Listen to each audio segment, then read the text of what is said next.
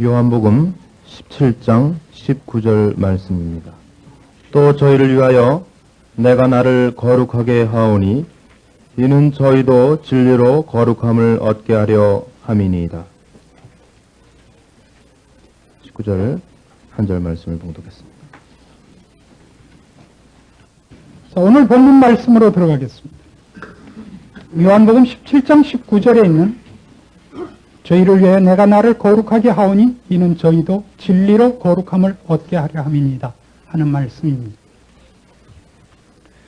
우리는 지난 18절을 하면서 신자의 어떤 존재론을 많이 살펴보았습니다. 이것을 19절에 이르면 그 존재론을 훨씬 현실적 차원에서, 실천적 차원에서 이제 다시 연구하게 될 것입니다. 오늘과 다음 시간까지 19절을 가지고 우리가 생각해 볼 내용들은 신자라는 것이 이 세상을 살아나가는 데 있어서, 신앙생활을 하는 데 있어서 구체적으로 무엇을 준비해야 되며, 무엇을 모델로 삼아야 되며, 무엇을 목표해야 되며, 어떤 기본적 조건 속에서 출발하는가 하는 제반 문제들입니다. 그리고 여러분은 어쩌면 오늘 설교를 통해서 여러분의 신앙에 저는 새로운 장을 열 수 있지 않을까 하는 기대도 가집니다. 우리가 기억해야 되는 말씀들은 이겁니다. 이 19절 앞에 있는 말씀들로부터 다시 그 생각들을, 예수님 말씀하신 것을 이렇게 쭉 연결해서 봄으로써 신자가 구원을 얻어놓은 상태에서 왜 이 세상에 또 보냄을 받아야 하느냐 하는 이 18절 문제를 19절적 시각에서 다시 한번 살펴보자 이겁니다. 16절부터 봅니다. 내가 세상에 속하지 아니함 같이 저희도 세상에 속하지 아니하였사옵나이다. 저희를 진리로 거룩하게 하옵소서. 아버지의 말씀은 진리니이다. 아버지께서 나를 세상에 보내신 것 같이 나도 저희를 세상에 보내었고 또 저희를 위하여 내가 나를 거룩하게 하오니 이는 저희도 진리로 거룩함을 얻게 하려 함이니이다. 지금 19절에 있는 말씀만을 놓고 보자면 예수님께서 나를 거룩하게 한다는 것은 여러 가지 뜻이 있습니다만 좁히자면, 초점을 하나로 좁히자면 예수님의 대속사역, 십자가의 죽으심입니다. 그것으로 말미암아 우리를 거룩해 하기를 요구하고 있고 의도하고 있다 그럽니다. 내가 나를 거룩하게 하오니 이는 저희도 진리로 거룩함을 얻게 하려 함입니다. 근데 앞에 있었던 말씀으로 다시 이 대목을 가지고 돌아가 적용을 해보면 우리는 세상에 속하지 않은 자라고 선언하셨습니다. 이것을 근거로 해서 말입니다. 그리고 우리를 세상에 보낸다 그럽니다. 신자라는 것이 이 세상을 사는 데 있어서 제일 중요한 전제 조건이 뭐냐 그러면 이 세상에 속하지 않은 자요, 하나님 나라에 속한 자라는 그 조건입니다. 그러면 우리가 상식적으로 생각을 하자면 이 세상에 속하지 않았는데 왜 세상에 보내냐 말입니다. 하늘나라로 데려가셔야죠. 우리는 하늘나라에 속한 자들입니다. 하나님께 속한 자들입니다. 그럼 하나님 나라로 지금 당장 데려가야 말이 맞지. 하늘나라에 속한 자요, 세상에 속하지 않은 자라는 선언을 해놓고 세상에 보내는 이유는 뭐며, 또 세상에 보내는 것에 예수님이 자신을 거룩해 한 이 십자가 사역을 전제로 꼭 강조하는 이유는 뭐냐 이겁니다. 우리는 물론 그 문제의 대부분의 부분을 18절을 생각하면서 나누어 썼습니다. 그러나 오늘 이 문제를 19절적 차원에서 다시 한번 우리가 전체를 확인해 놓고 더 깊이 들어가야 할 분명한 하나의 기초가 있습니다. 세상에 우리를 보낸 것은 세상에서 지라고 보낸 것도 아니고, 그렇죠? 세상에서 우리가 구별된 것을 늘 확인만 하고 있으라고 보낸 것은 아니라는 사실입니다. 우리는 세상을 나가면서 하나님 나라에 속한 자로서, 다만 나는 하나님 나라에 속한 자고 너희는 아니다를 구별하러 나가진 않는단 말이에요. 이게 얼마나 중요한 얘기인지 아시겠습니까? 말하자면 신자는 세상을 향하여 복음을 전도하며 우리가 세상에 속하지 않은 것을 증명하기만을 위해서 세상에 나가진 않는다 말입니다. 세상에 우리를 보내십니다. 보내시는 조건으로서, 아주 중요한 조건으로서 주께서 자신을 거룩해 하는 것을 조건으로 삼으십니다. 즉 16절에 있는 식으로 우리가 하나님 나라에 속한 것을 조건으로 해서만 보냅니다. 그리고 세상에 보내면서 19절 식으로 얘기하자면 내가 나를 거룩하게 한 것 같이 저희도 진리로 거룩함을 얻게 하려고 그러십니다. 19절만 띄워놓고 보자면 예수님이 자신을 거룩해 함으로써 우리를 거룩해 하기를 요구하셨는데 16절부터 18절로 보자면 우리가 세상에 속하지 않은 거룩한 자가 된 것으로서 또 예수님이 자신을 거룩해 우리를 거룩해 하시는 궁극적인 목표로서 보낸 장소는 어디냐면 세상이다 말입니다. 그 세상이라는 것은 우리가 하나님의 백성인 것을 증명하기보다는 물론 그것이 중요한 부분을 차지할 것입니다. 더 중요하게는 세상에 나가 있는 것으로서 의도하고 있는 무엇, 신자 자신에게 의도하고 있는 무엇이 있다 이겁니다. 말하자면 우리 신자들의 신앙생활의 최고의 약점은 뭐냐? 그러면 세상은 필요악에 불과하고 먹고 살아야 하고 내가 그 시간과 공간 속에 있으니까 섞여 있는 것이고 신앙생활은 거기서는 연결될 것이 없는 것이지 않습니까? 우리 이 문제 때문에 몇 가지 중요한 정리를 하고 넘어가야 됩니다. 신자라는 구조를 좀 알아야 됩니다. 신자는 이중적인 구조로 되어 있습니다. 대부분의 신자를 만나면 신자가 이중 구조가 아니라 하나밖에 없습니다. 그 하나는 뭐냐 하면 나는 예수를 믿었고 천국 갈 사람이다 라는 그 하나밖에 없습니다. 성경은 신자에 대해서 이중 구조임을 많이 강조하고 있습니다. 이런 식입니다. 구원을 얻었다는 뜻이 무엇인가 하는 걸 이해하는 데서 성경이 가르치는 넓이만큼 우리가 못 쫓아가고 있다 이겁니다. 구원을 얻었다는 것이 무엇이냐? 죄악된 세상에서 예수 그리스도로 말미암아 구원을 얻어 하나님의 자녀가 되어 영원한 나라에서 사는 것. 이건 언제나 맞는 말입니다. 그러나 그것이 전부는 아닙니다. 성경은 구원에 관한 얘기뿐만 아니라 구원을 얻은 자이기 때문에 요구하고 있는 대목이 있습니다. 구약과 신약으로 성경은 형성되어 있습니다. 우리가 아는 대로 구약의 결론이 무엇이라고 생각합니까? 구약을 기록한 궁극적인 목표가 뭡니까? 구약은 한마디로 그 내용을 뭐라고 압축시킬 수 있겠습니까? 구약. 여러분 한번 마음속으로 대답을 해보십시오. 구약의 의도가 뭡니까? 성경의 대부분을 차지하는 이 굵은 부분, 구약, 이스라엘 역사, 전 역사를 통해서 무엇을 얘기하고 싶어서 성경이 이거를 이렇게 기록했겠습니까? 단 하나입니다. 인간은 스스로 구원을 얻을 수 없다. 누군가의 도움이 필요하다. 스스로는 구원의 길을 발견하지도 못하고 스스로 구원할 능력도 조건도 없다.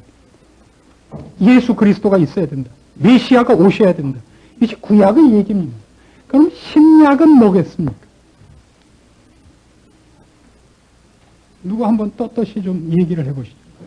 정답을 얘기하라는 게 아니라 여러분 가지신 수준에서의 답을 한번 해보시죠.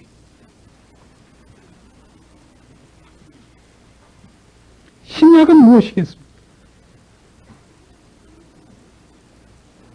우리가 신약을 보통 어느 부분에서 오해하느냐 하면 복음서와 서신서 사이에서 오해를 합니다. 복음서는 이제 예수님이 오셔서 우리를 하나님의 자녀 삼으셨다는 얘기입니다. 서신서도 그 얘기를 하진 않습니다. 신약에서 제일 많이, 그러니까 서신서에서 제일 많이 하는 것은 내가 하나님의 자녀가 되었으니까, 하나님의 자녀니까 어떻게 해야 되는가를 얘기하는 것입니다. 그러니까 신약은 구원에 관한 얘기를 근거로 삼아서 구원을 얻은 하나님의 자녀가 무엇을 어떻게 훈련해야 되는가를 얘기합니다. 구약이 몽땅 구원의 필요성, 인간의 구원에 대한 무능을 지적하고 있다면 신약은 구원에 관한 것을 얘기할 뿐만 아니라 구원 얻은 자로서의 어떤 수준, 진전, 완성에 관한 요구와 훈련을 제시하고 있습니다. 대부분의 신자를 만나보면 이 성화에 관한 부분은 없고 예수를 믿으면 구원을 얻는다는 복음서적 내용 한계에서 보통 앉아 계십니다. 그리고 그 문제도 조금은 맞질 않습니다. 신자들을 만나서 신앙적인 문제에 대한 상담을 나눠보면 신앙생활을 이렇게 얘기하는 사람이 제일 많습니다.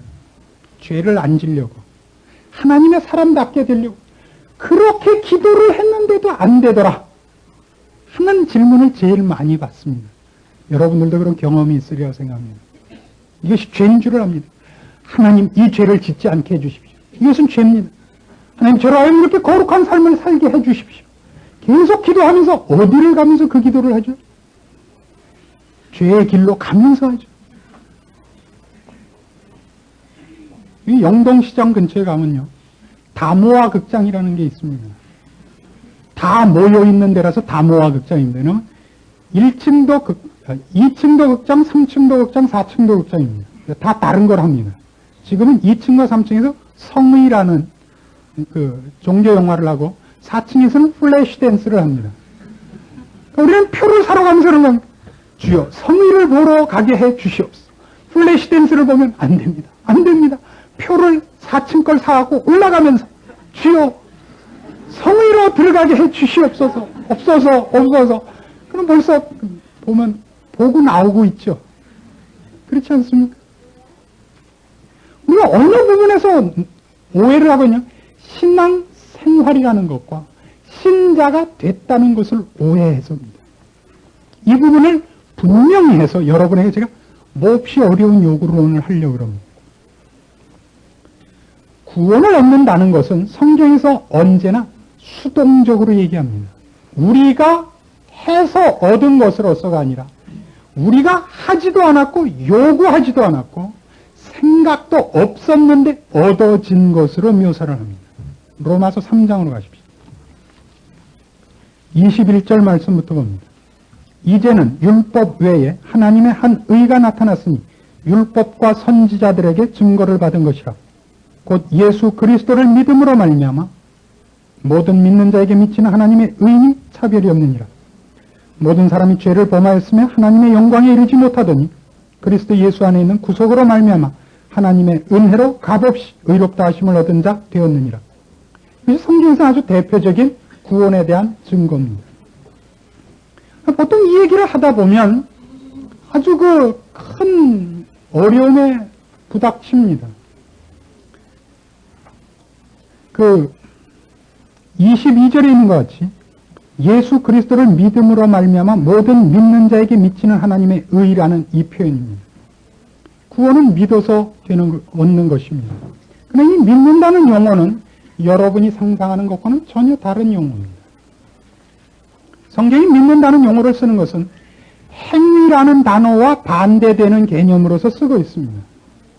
내가 누구를 믿었다는 뜻이 아닙니다. 믿었더니 믿은 것이 조건이 되어 구원이라는 것을 결과로 받았다는 뜻의 믿음은 아닙니다. 내가 믿어서 믿은 것의 대가로 구원을 받은 건 믿음이 조건이 되어 구원이라는 결과를 얻은 어떤 선투자가 됩니다. 이러면 성경이 언제나 구원에 대해서 얘기하는 것, 은혜라는 단어가 쓰일 수가 없습니다. 은혜라, 값없이 선물로 받은 것이라는 건 그 결과를 얻은 조건이 없다는 것을 누누이 강조하기 위해서입니다. 그걸 강조하기 위해서 성경은 믿음이라는 단어를 등장시킨 겁니다. 믿음이라는 단어는 상당히 많은 뜻을 갖고 있습니다. 그래서 믿는다는 말을 우리가 보통 쓰는 것은 신자가 된 다음에 하는 말입니다. 우리는 하나님을 알면 예수 그리스도가 누군지를 알아서 믿습니다. 그럼 지금식이라면 trust라고 해야 됩니다. 성경에서 believe라는 말을 쓸 때는 그런 것은 사실 많이 구별을 하고 싶어서 그렇게 쓰는 겁니다. 행위가 아닌 것, 조건이 아닌 것을 위해서. 즉 구원은 내가 달라 그러지도 않고 필요성을 느끼지도 않았고 거기에 대해서 생각도 없는데 어느 날 그냥 된 겁니다. 여러분이 여기 앉아 계신 것 같이 말입니다. 어느 날 보니까 내가 여기 와 있고 그냥 알게 된 겁니다. 이 부분에 대한 가장 큰 오해는 이겁니다. 이렇게 설명하는 데가 많습니다. 하나님께서 우리가 구원을 스스로 얻을 수 없음을 알고 예수 그리스도를 통해 구원을 이루셨습니다. 이제 우리가 할 일은 구원 이루어놓은 거 그냥 값없이 이렇게 받아 가지기만 하면 된다. 그냥 믿기만 하란 말이에요. 빵을 구워놨으니 그냥 값없이 그냥 가지면 짓게 되는데 왜 안 가지고 왜 안 먹냐 이거예요.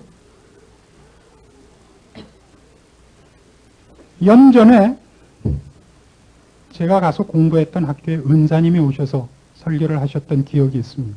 기억나십니까? 김창엽 목사님이란 분이 오셔서 구원에 관한 얘기를 바로 이렇게 하셨습니다.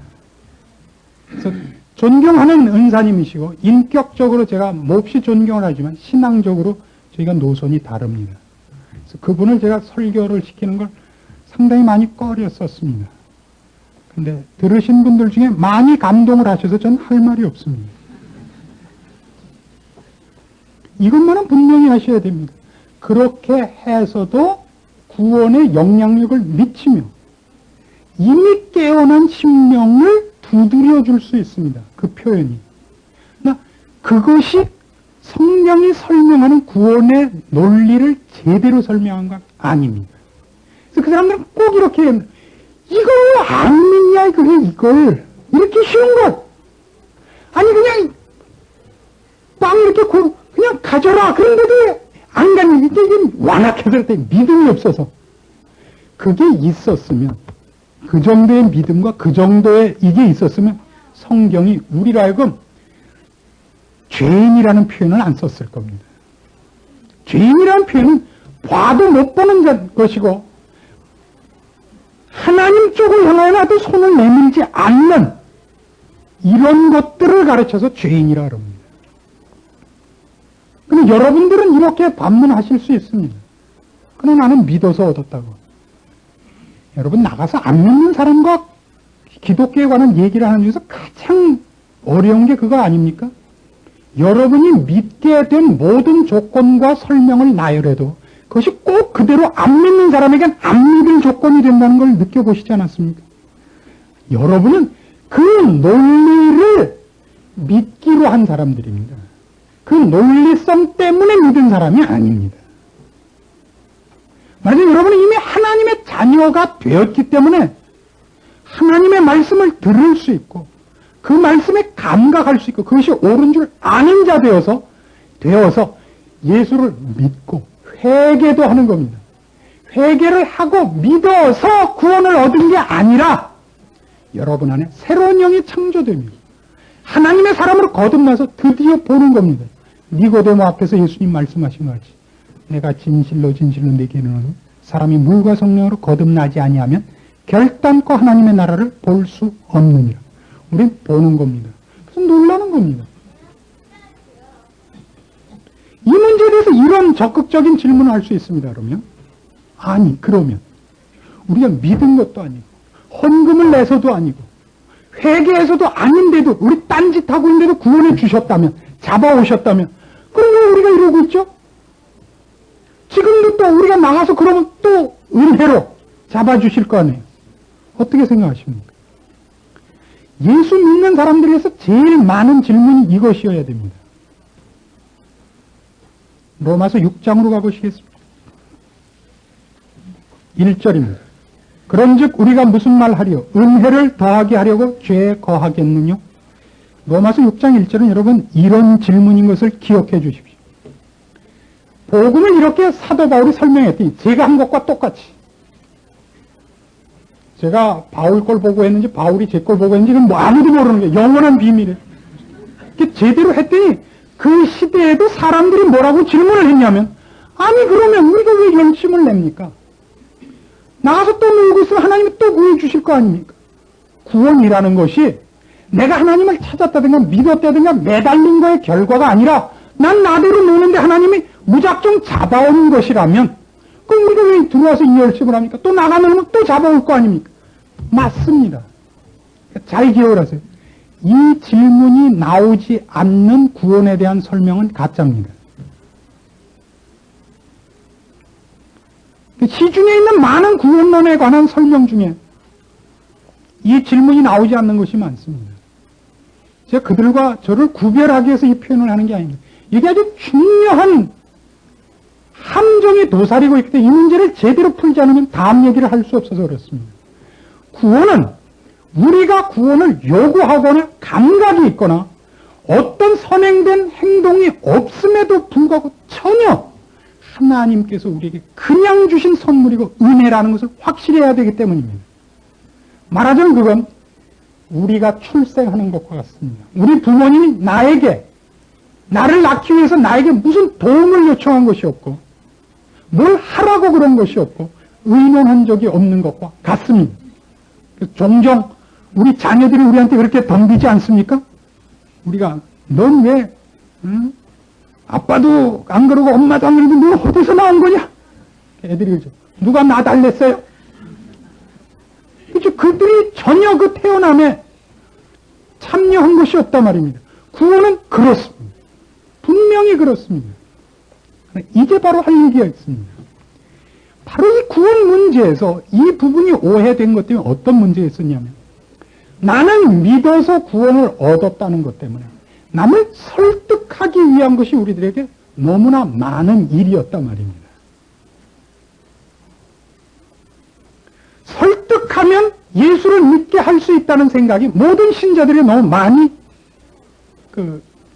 들어와 있어서 사람들에게 예수 믿는 걸 설득하기 위한 방법으로만 그들의 신앙생활을 실천한다고 덤벼들었단 말이에요. 세상 사람들을 하나님의 자녀가 되게 설득하는 것이 신자의 세상 삶의 전부라고 여겨졌기 때문에 종교화되는 싸움이 생겼단 말입니다. 로마서 6장 1절 이하의 말씀을 다시 한번 더 봅시다. 그런즉 우리가 무슨 말 하리요? 은혜를 더하게 하려고 죄에 거하겠느냐? 그럴 수 없느냐? 죄에 대하여 죽은 우리가 어찌 그 가운데 더 살리요? 무릇 그리스도 예수와 합하여 세례를 받은 우리는 그의 죽으심과 합하여 세례받은 줄을 알지 못하느냐? 그러므로 우리가 그의 죽으심과 합하여 세례를 받음으로 그와 함께 장사되었나니 이는 아버지의 영광으로 말미암아 그리스도를 죽은 자 가운데서 다시 살리심과 같이 우리로 또한 새 생명 가운데서 행하게 하려 함이니라. 기억해야 될 건 이겁니다. 구원에 관한 설명에서 바로 우리가 6장 1절에 나온 것 같이 나 그럼 또 죄지면 또 꺼내주시겠네요 라는 식으로밖에 구원이 뭔지를 이해하지 못했기 때문에 이런 그 다음 단계의 신앙생활을 방해받고 있다 이겁니다. 예를 하나 듭니다. 엊그제 미션을 보러 갔습니다.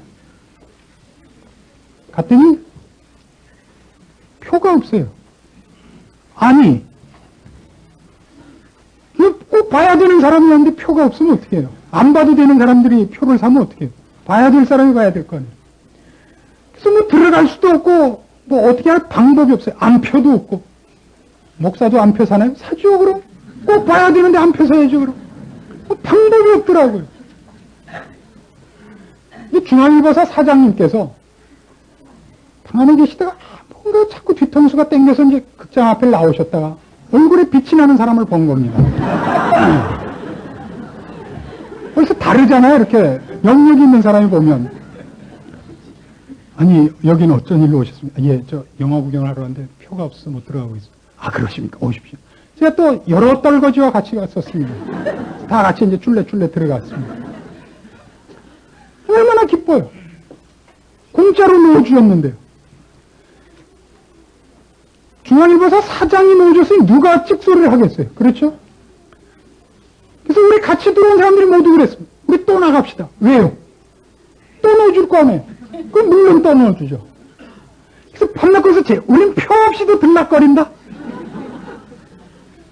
왜 들어간 거예요? 도대체 극장에.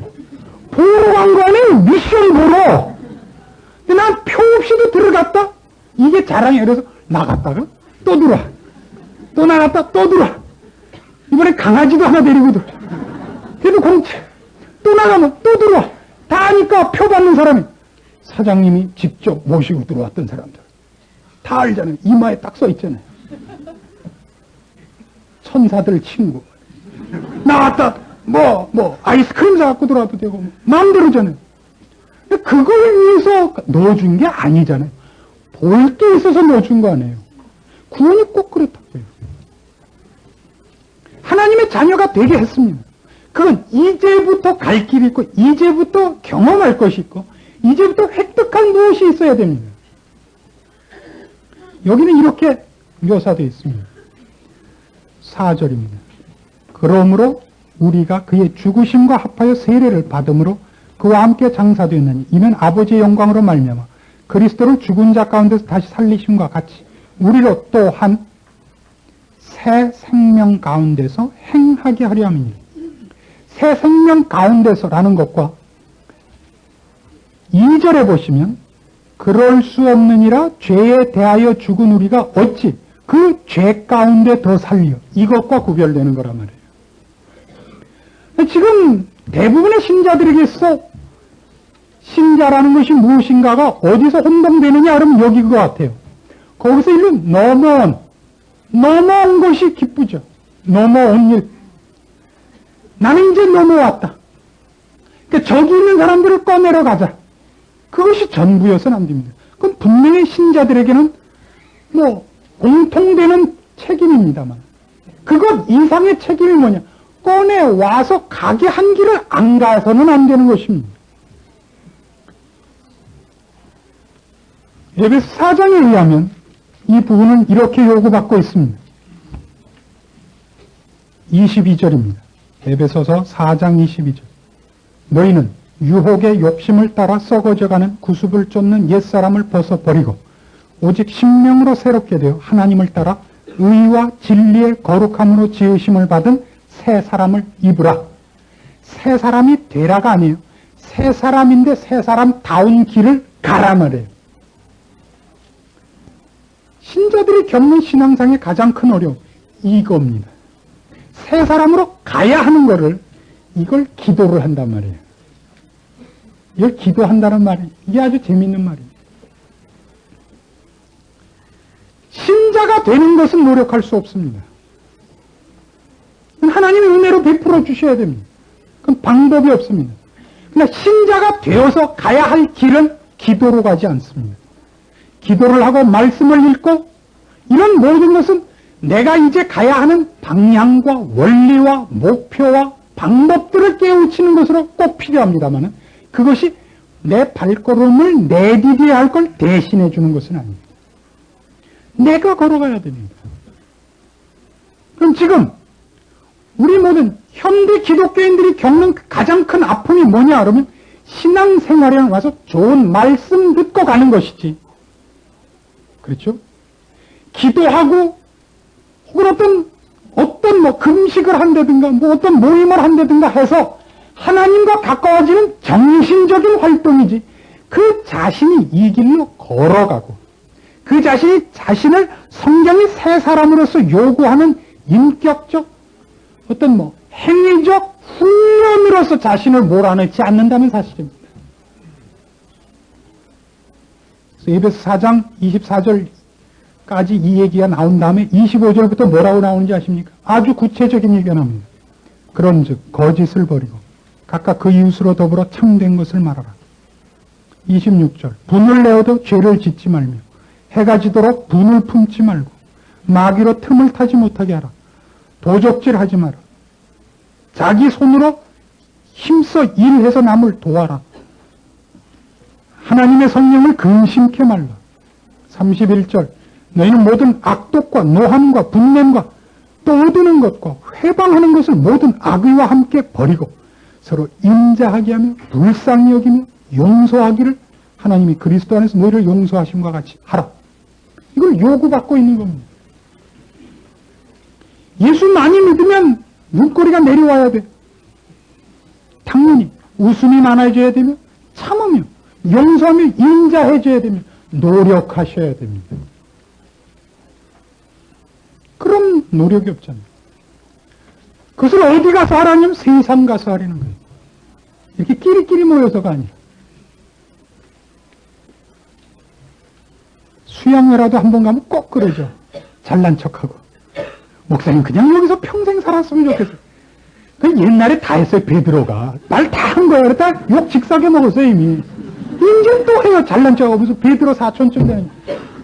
여기서 하는 건 쉬운 거예요. 물론 이 훈련 없이 세상 가서 못합니다. 그러니까 결국 어디서 판가름이 나느냐 그러면 여러분 직장에서, 여러분 이웃 앞에서 여러분 신자로 살았느냐예요.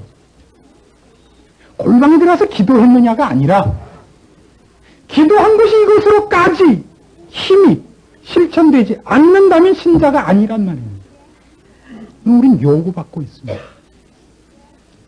이 부분은 기도할 문제가 아니에요. 기도하지 말라는 목사가 세상에 어디 있겠습니까? 하십시오. 기도가 여러분이 살아야 할 이 신자로서의 삶을 대신할 거라고는 생각하지 말아달라 이겁니다. 여러분이 하셔야 됩니다. 이 일은 여러분이 신자로서 여러분이 이 일이 감동스럽게 시작될 때까지 앉아서 기다렸다간 절대 시작되지 않습니다. 여러분 처음 예수를 믿었을 때는 어떻습니까? 중간에 예수를 믿은 분들은 그 여태껏 몰랐던 데서부터 알게 된 그 기쁨이 얼마나 감동스러웠습니까? 그렇죠? 많은 눈물이 있고 감사가 있고 환희가 있고 희열이 있습니다. 이 길은 긴 길입니다. 아주 긴 길입니다. 그 뭐 기뻐하고 놀라고 이럴 틈이 없습니다. 그냥 가장 큰 인내가 요구되고 가장 큰 의지가 요구되는 그런 길입니다. 오늘 간 길로 끝이지 않고 내일은 또 내일 또 가야 되는 길이 있고 모레 되면 또 모레 갈 길이 또 있어야 됩니다. 한 끼에 아무리 많이 먹어도 두 끼를 대신할 수 없듯이 하루에 아무리 많이 일을 해도 이틀분이 안 되듯이 그렇게 매일을 걸으셔야 됩니다. 그리고 그것은 예외 없이 모든 신자에게 요구되는 것입니다. 그것이 신앙생활입니다. 그래서 그걸 신자의 이중구조라 하는 겁니다. 신자로서의 출생과 신자로서의 삶, 이 이중구조를 놓치지 마십시오. 태어난 것으로 너무 메꾸지 마십시오. 그러니까 거꾸로 기도를 해요. 구원은 지가 믿어서 기도해서 얻고 지가 믿고 열심을 내서 구원은 얻고 신앙생활은 기도로 때워요. 그렇죠? 선교 헌금 내서 때우고 기도해서 때우고 울어서 때우고 아닙니다. 구원은 내가 하지 않고 하나님이 해줬고 이제부터 신자로서의 삶은 내가 걷지 않는 한 어쨌든 내 인생은 한 걸음도 진전되지 않습니다. 그걸 하셔야 됩니다. 개인적으로 이런 어려움이 있습니다. 혹시라 그랬어요. 혹시 여러분이 제 설교만 듣고 만족해서 돌아갈까봐 저는 겁이 납니다. 늘. 제가 여러분의 가지고 있었던 부정적인 문제를 다 까헤쳐주고 욕해야 될 걸 대신 욕해줘서 시원하게 듣고 영화 끝난 다음에 박수치고 돌아갈까봐 저는 겁이 납니다. 그러는 것은 제가 일찍 죽어야 됩니다. 여러분이 설교를 듣는 것은 설교를 듣고 감동하고 그렇다고 동의를 하기 위해서가 아니라 그걸 듣고 그대로 살기 위해서 들으셔야 됩니다. 안 사는 한 여러분은 어쨌든 사기꾼입니다. 구원이 없는 것이 아니라 구원 얻은 자이기 때문에 여기 와 있다고 저는 믿습니다. 구원 얻은 자이기 때문에 외면해서는 안 되는 것이 이것들입니다. 신자로서 사십시오. 하나님은 종종 이 출발을 위하여 두 가지 간섭을 하십니다. 복을 주실 때가 있고 매를 드실 때가 있습니다. 하나님은 매를 드셔도 만일 와서 발길로 걷어차도 가야 할 길 쪽으로는 안 차십니다. 그럼 10번만 참으면 꼴인되게요. 우리가 걷지 않는 한 그 길은 걸을 수 없습니다. 그래서 송곳으로 찔러서 내가 뛰어 일어나서 내가 펄쩍펄쩍 뛰어가야 돼요. 어쨌든 펄쩍펄쩍 뛰어도 하나님이 그쪽으로는 절대 안 차줘요. 혹시 꼭 차야 되면 옆으로 차놓죠. 가야 할 길에 절대 지장이 없도록. 복을 주셔도 말하자면 무슨 방언을 하신다든가 또 큰 병이 기적적으로 낫는다든가 환상을 본다든가 하는 일이 있어도 그것이 그 길을 단축한 건 아닙니다. 그 길이 가도록 여러분을 분발시킬 수는 있어도 그거 혼동하지 마십시오. 혹시 여러분이 하나님과 특별한 개인적인 체험이 있다고 해서 그것이 이 길을 간 것인 것 같이 오해하지 마십시오. 이런 길을 가는 데서 여러분에게 가장 두드러져야 할 것은 성경에 그렇게도 많이 나오는 새 사람으로서의 생활 습관입니다. 성령의 열매를 맺어야 되는 성품적인 훈련이고, 그리고 여러분의 시간과 여러분이 소유한 것으로 얼마나 하나님의 일에 참여하는가도 훈련 중에 하나입니다. 간접적으로나마 헌금을 많이 내라는 시사를 이렇게 했습니다. 중요한 건 이겁니다. 제가 언제나 헌금에 대해서 강조하지 않는 이유는 그걸 내면 꼭 그것으로 내가 걸어야 할 길을 떼었다고 생각하는 것이 우리의 습관이기 때문에 못 내게 하는 겁니다. 제가 죽어라 하고 여러분들이 선물 들고 찾아오는 것을 반대하는 이유가 여기 있습니다. 목사한테 선물을 하나 갖다 줘 뭔가 자기가 가야 할 길을 많이 간 것 같은 마음이 든단 말이에요. 아닙니다. 절대 그래서 안 됩니다. 여러분이 가셔야 할 길은 여러분이 가셔야 하는 겁니다. 그 길, 그 훈련을 신약 성경에서는 모든 서신서에 깔아놓고 있습니다. 골로새서 3장을 봅니다. 에베소서 다음이 빌립보서고 그 다음이 골로새서입니다.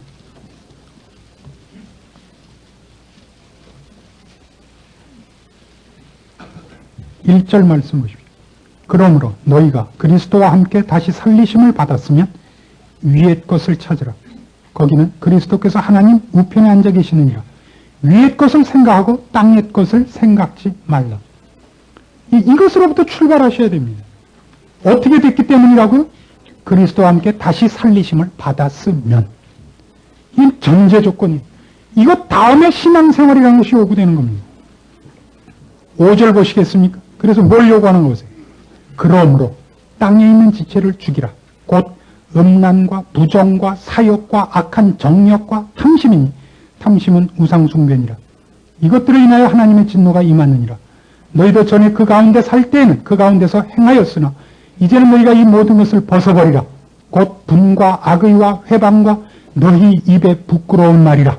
너희가 서로 거짓말을 말라. 옛사람과 그 행위를 벗어버리고 새 사람을 입었으니 이는 자기를 창조하신 자의 형상을 쫓아 지식에까지 새롭게 하심을 받는 자니라. 이것이 여러분에게 훈련 조목입니다. 이것이 신앙생활입니다. 중생은 이런 모든 것을 가능케 하는 전제 조건입니다. 우리에게만 가능한 것들입니다. 이제 그것을 해내셔야 됩니다. 나는 중생했다. 하나님을 안다. 나는 천국 백성이다. 이제 죽어도 눈을 천국에서 뜰 거다. 누가 아니래요, 글쎄. 그것이 여러분을 어디로 밀어냈습니까? 그것이, 그 확신이 여러분으로 하여금 무엇을 하게 했습니까? 여러분의 생애와 실제적으로 현실 속에 여러분으로 하여금 무엇을 바꿔지게 했습니까? 하나님은 나에게 이렇게 간섭해 주셨다. 이렇게 확신해 주셨다. 누가 글쎄 아니래요. 이게 사랑하지 않는데요, 당신을. 그것을 뭘 했냐고. 무엇으로 훈련받고 있냐고. 내가 나를 거룩하게 하는 것은 저희도 거룩하게 되게 하기 위해서입니다. 그래서 세상에 보낸 겁니다. 우리 세상에서 만나는 모든 사건 속에서 우리끼리 있었을 때가 아니라 그 거스리는 세대 속에서 하나님의 사람으로 닦여지도록 고쳐지도록 요구받고 있는 겁니다. 출애굽 사건에서 이것은 가장 잘 묘사되고 있을 겁니다. 이스라엘 백성은 애굽에서 탈출합니다. 그래서 광야를 지나 가나안에 들어갑니다. 어디가 더 기적이 많았습니까? 기적이 제일 많았던 데가 어디입니까? 아마 광야, 애굽, 이 어간이지 가나안에서 기적이 많지 않습니다. 가나안에서는 뿌리고 걷어가는 데고 내가 내 집을 져야 하는 것입니다. 그러니까 광야에서는 어땠습니까? 아침마다 만나가 내리고 저녁에는 메추라기 떼가 날라왔습니다. 어느 쪽이 더 기적스럽습니까? 광야죠. 그러나 하나님이 우리에게 요구하는 건 이겁니다. 한 장소에서 뽑아내기 위해서 하나님이 우리에게 기적으로 간섭하신 겁니다. 그래서 뭘 하게 하려고요? 제대로 된 것. 영원과 생명으로 이어지는 연장선 상에 세워 거기서 그것과 같은 것을 이제 내가 심고 거두는 자리까지 도달케 하고 싶은 겁니다. 광야는 내가 심고 거둘 곳이 아닙니다. 거긴 우리에게 주어진 기업이 아닙니다. 애굽은 더더욱 그렇습니다. 거기 심은 것은 우리 것이 아니라 거기 주인 겁니다. 거기로부터 이제 나왔습니다. 여러분을 이 자리에 있게 하기까지 하나님께서 많은 기적과 많은 능력으로 간섭하셨을 겁니다. 그것이 문제가 아닙니다. 하나님 안에 들어와 약속된 땅에 들어와 영적인 영역에 들어와 심고 거둔 것이 무엇인가를 묻는 겁니다. 그리고 그것을 출발했는가 묻는 겁니다. 우리의 신앙이 다만 나는 하나님을 믿습니다. 나는 예수를 믿습니다. 아무도 나를 어떻게 할 수 없습니다. 좋습니다. 그것뿐이라면 여러분은 홍해 건너와갖고 찬송 부르는 이스라엘 백성 수준에 불과합니다. 만나를 먹으셨습니까? 불기둥 구름기둥의 인도를 받으셨습니까? 잘하셨습니다. 그러나 비로소 가나안에 들어와서야만 이 약속은 떨어집니다. 하나님 여호수아에게 이렇게 얘기합니다. 무릇 네 발바닥으로 밟는 것을 다 내가 네게 주었느니라. 내 발로 밟는 것이 내 것이 되는 것. 내가 심은 것을 내 것으로 거두는 것. 하나님의 축복 아래만입니다.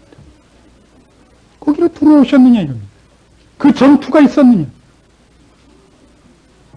그 실천이 있었느냐. 이렇게 성경을 묻는 겁니다. 우리는 얼마나 무서운 존재입니까? 하나님은 우리를 하나님의 자녀로 삼으셨기 때문에 세상에 보낸다 그럽니다. 숨어서 방공호 속에 굴 속에 숨어서 나 하나 버티고 있다. 예수님 오시는 날을 손꼽아 기다리다 오셨습니까 하고 뛰어나오라고 보냈을 리는 없습니다. 그럴 거라면 벌써 데려가셨을 겁니다. 그럼 세상 속에서 세상을 다만 목적물로 취하여 거기 있는 사람들을 구원해 내기 위해서만 보낸 거라면 이 얘기는 좀 더 다릅니다. 그런 차원에서 얘기하지 않았을 겁니다.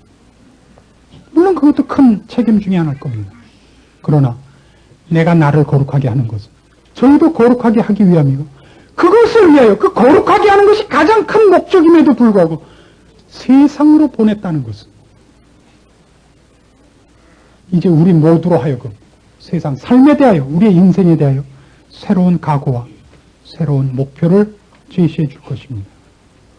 출발하십시오. 이 부분에서 기적을 요구하지 마십시오. 여러분을 힘있게 밀어내시고 약속을 따라 여러분 발걸음을 천성을 향하여 잡으셔야 됩니다. 거기서 부닥치는 모든 시련과 난관을 극복하시고 이기십시오. 이기도록 의도되고 있습니다. 여러분은 실패할 수 없습니다. 넘어지는 적은 있으나 실패될 수 없습니다. 돌아가는 수는 있으나 방해할 수 없습니다. 하나님의 사람으로 여러분은 이 길을 완수할 것입니다. 결론을 하나 뽑아냅시다. 로마서 12장 1절 말씀부터 봅니다. 그러므로 형제들아 내가 하나님의 모든 자비하심으로 너희를 권하노니 너희 몸을 하나님이 기뻐하시는 거룩한 산 제사로 드리라. 이는 너희의 드릴 영적 예배니라. 너희는 이 세대를 본받지 말고 오직 마음을 새롭게 함으로 변화를 받아 하나님의 선하시고 기뻐하시고 온전하신 뜻이 무엇인지 분별하도록 하라. 뭘 제사로 드리라고요? 몸입니다. 몸. 여러분의 실존을 드리십시오. 여러분의 생각을 드리지 마십시오. 그것이 가장 큰 사기라고 저는 생각합니다. 여러분이 실제로 어디로 갔느냐가 여러분이 가장 좋아하는 것이고 사모하는 것인 겁니다. 여러분의 몸을 드리십시오. 여러분의 생애를, 여러분의 인격을, 존재를 바치시는 것. 이것이 성경이 요구하고 있는 것입니다. 이 많은 유혹과 시련 앞에서 말입니다. 하나님은 자신 있으신 겁니다. 그렇게 성공하실 것이고 여러분 그렇게 의도되었습니다. 만일 부정하시면 여러분만 손해입니다. 하나님은 우리에게 새 생명을 창조해 주시고 기능을 덧붙이시진 않았습니다. 하루아침에 기도하면 이 산이 저 산으로 옮겨가고 나무가 뽑혀서 저기 바다에 던지우고 하는 능력으로서 우리를 창조하지 않습니다. 하나님의 사람으로만 창조해놨습니다. 나머지는 엇떨어져서 동일한 조건 속에서 싸웁니다. 하나님이 우리에게 언제나 유명한 사람이 되고 언제나 더 높은 사람이 되라고 요구한 적이 없다는 것도 기억하십시오. 우리의 본심이 하나님 편이고 그리고 모든 세상적 차원에서의 실패와 묻힘과 매도와 오해 속에서도 하나님 편을 들 것인가, 그에게만 우리의 순종을 바칠 것인가, 온전한 마음을 내놓을 것인가를 요구하고 그렇게 되도록까지 의도하기 위해 세상에 보내는 겁니다. 지지 마십시오. 짧은 인생입니다. 이 짧은 인생 동안의 훈련이 영원한 나라에서 여러분의 운명을 결정할 것입니다. 기도하십시오. 하나님 아버지의 은혜를 감사합니다. 우리가 하나님의 사람입니다. 우리의 머리로만 하나님을 믿지 말게 하시고 마음으로만 믿지 말게 하시고 손과 발을 가지고 믿도록 힘주시옵소서.